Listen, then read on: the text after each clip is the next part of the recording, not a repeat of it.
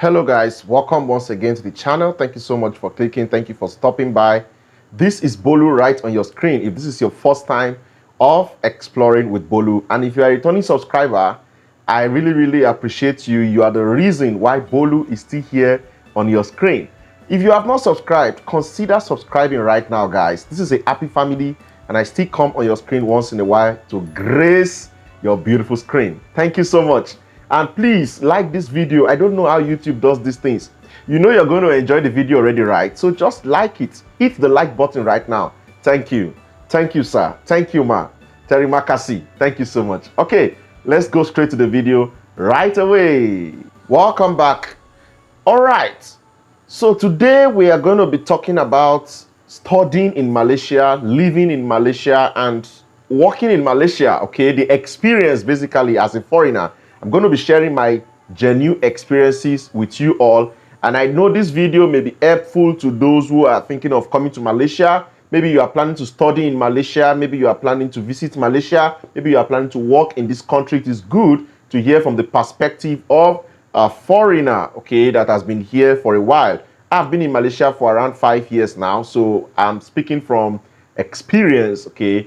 Yeah, let me start with the primary purpose why I came to Malaysia. Of course, I came to Malaysia to study. I came to do my master's program in Malaysia, and I finished my master's, and I'm currently doing my PhD here as well. By the way, if you want information on the best schools to apply to for postgraduate in Malaysia, affordable schools, and all this information, you can drop it down in the comment below. I will help you to make videos about that. Actually, I was not privileged to have such information while I was coming here, but I still thank God for the school I went to, which was the Premier University here in Malaysia, and I was able to make another choice at the point of applying for my PhD. Okay, so there are actually affordable schools in Malaysia, like very affordable, and there are also the high priced schools also in Malaysia. It depends on what you want. To some extent, even the ones that are very affordable are actually very qualitative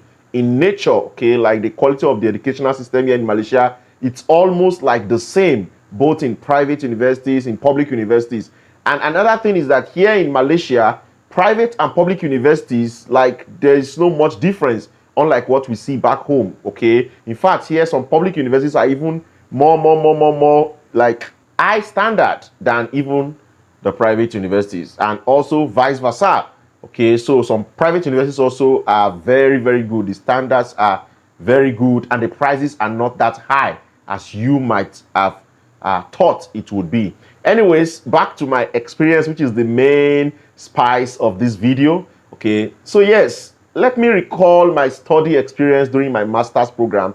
Actually, when I first came to Malaysia, I did not understand how the people here behave, how they relate with people. You know, I just wanted to learn. I was open to exploring. And that time I didn't start a YouTube channel. I started my YouTube channel only in 2019, and I came in 2017. So I was still studying the environment, studying the people. To be sincere with you, it was very difficult to make friends with the locals as of the time I came. Yes. And that is the same mindset I believe many foreigners have.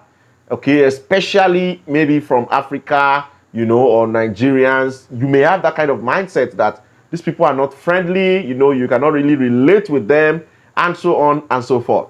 So to some extent, I would say I agree with you, I understand you, but at the same time, you need to understand them first. Malaysians are very reserved kind of people. So when I got to understand that you have to actually make the move first, then you will see the real friendliness in them, then things began to change for me. But at first, it was really boring, to be sincere with you. Like, I did not really have friends, like Malaysian friends. I would go to class, then during my master's, I still have to go to lecture and all that. Everybody just goes their own way. And then until I joined a group, like they gave us group, like class group, right? That was when I started to enjoy the vibes of Malaysians. I was like, okay, because we have some locals also in my group, and then some foreigners as well from other parts of the world. I think I had Saudi Arabian, I had Malaysian, I had Chinese in my group, and then I think somebody from Uganda also. So we were very, very, very good friends, and then we were able to like catch up very easily. And I saw that, okay, these Malaysians, they're actually friendly people, you know. But initially, you just see them, they just smile, and then that's all. Like they smile and then they remove their face from you. They don't talk to you like that. But when I started relating with them, then I was like, oh, actually, life can be fun here as well as a foreigner if you really understand how Malaysians actually relate with people. So I think that is the major step you need to take. You need to approach them, you need to understand how they relate, and then you need to also prove yourself worthy of friendship. Like Malaysians cannot just make friends with just anybody, you understand? Your character, your lifestyle also matters a lot. So I was able to relate with them gradually, and then yeah, life gradually moved from being boring to a little bit more lively. But during my master's program, we had wonderful lecturers from Malaysia and also even foreign lecturers. Yeah, I think one or two of my lecturers were foreign, but the rest were Malaysians throughout all my coursework period, because I did a master's by mixed mood. By the way, I will be explaining all these things for you in some other videos if you actually want me to explain to you what course you should take. Let's say you are coming for masters, should you go for a research program, should you go for a mixed mood program, should you go for a coursework program? I can actually explain all these things for you amicably. Okay, so my lecturers, talking about them, were they friendly? Yeah, I think some of them were actually very nice, very friendly. Of course, we are from different culture, different background. The way I look at lecturers in my country, like during my bachelor program, is totally different from the way the lecturers there relate. Okay, here lecturers are actually very open, and they are not that stiff. You know, some of our lecturers back there, they are very stiff, and you cannot even approach them like that. There are some you can approach. At the end of the day, I think even back home, it depends on the personality of the lecturer, right? But yeah, there's a lot of difference regarding how lecturer-students relate back home and how lecturer-students relate here in Malaysia. Here, most of the lecturers are very friendly.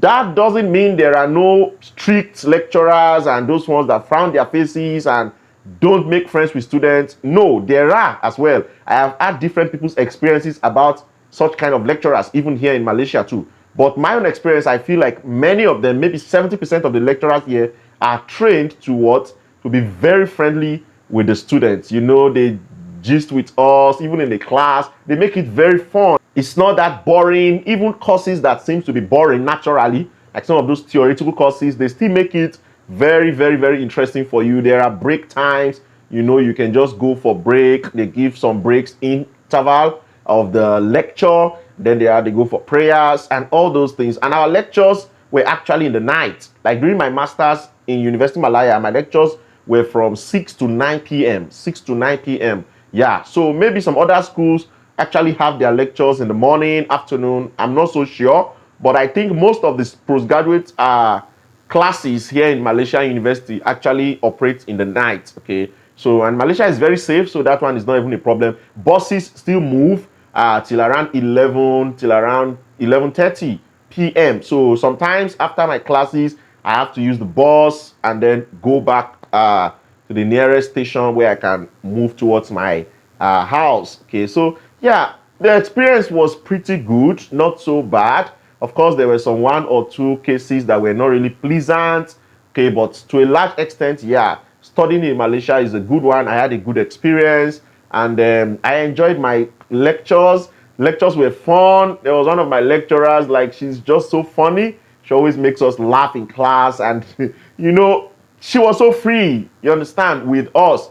Of course, they may be free with you at the class, but when it comes to exam, you're on your own. But anyways, yeah, it was amazing. I had a nice time. The only challenge I had with regards to lecturers or lecture was one of my lecturers, I think it was a sink or something like that. I don't know these people. Is this sink they call them? And he is the one who ties all this turban on his head, very big. And then the way he talks very fast, and you cannot even really get what he was saying. So that one, I felt, how can I cope with this kind of course? I think it was a mobile technology course, something like that.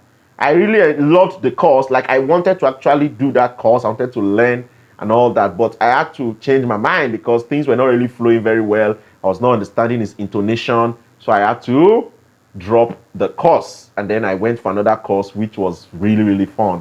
In my second semester, when I did other courses, I also met amazing lecturers, okay, of which one of them became my second supervisor. It was very amazing. Information assurance class. Those of you that are watching now, maybe we're in the same class, you know what I'm talking about. She always makes the class fun. Like she gives us quiz, you know, very interesting things, you understand? Even the very creative. Like some of these quiz that you may think are for younger children, but we also enjoyed it, and it made our learning very, very, very immersive and interactive. In fact, she did something, one of our tests. She was to record the test. I think she did it with a kind of puzzle.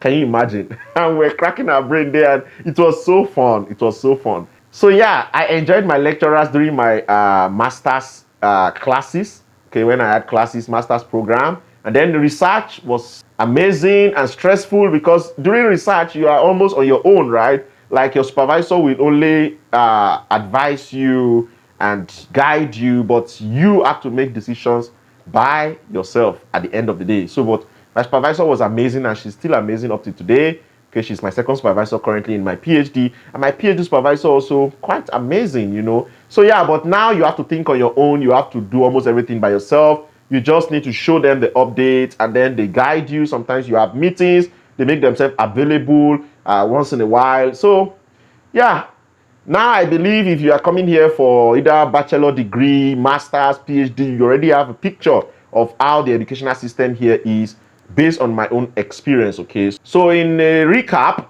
with regards to socialization, yes, it's not maybe what you are expecting, very, very, very social like that, but yeah, you can also have some form of socialization here. It's just to know how to relate with the people here, you understand? With regards to lecturers, they were very nice, very amazing. We did a lot of presentations during my master's, and it was an opportunity to express myself to other people, you know, both locals and people from all over the world. And during my research methodology class, it was amazing. Okay, like I was able to like show my skills, present, and people saw my presentation skills and they were like, wow. And I made friends from there as well, and people began to ask me questions. I think that was what even led to me starting my research consultancy company, which I started.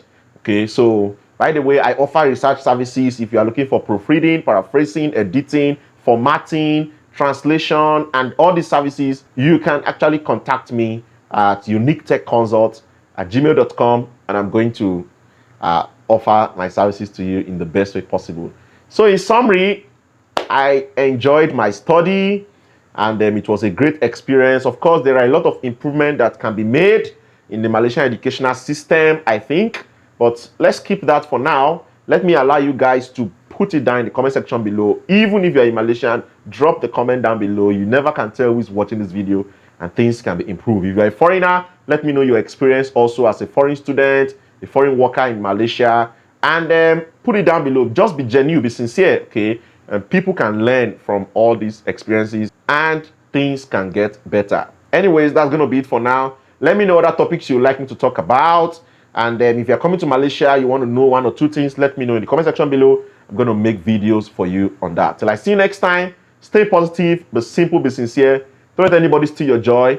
I'm thinking of going on university tour, like university tours, different universities in Malaysia, and I can interview the students and all that. If you guys want that kind of content, let me know in the comment section below, and I'm going to plan for it in the weeks that are coming. Once again, I wish you an amazing time. I pray that the year will end in a beautiful way for every one of us, and none of us will cry, none of us will be sad, none of us will have a reason to be down. But by the grace of God, you will be happy ending the year with many blessings and miracles. I wish you all the best. Much love, and God bless you. Bye-bye. Bye-bye.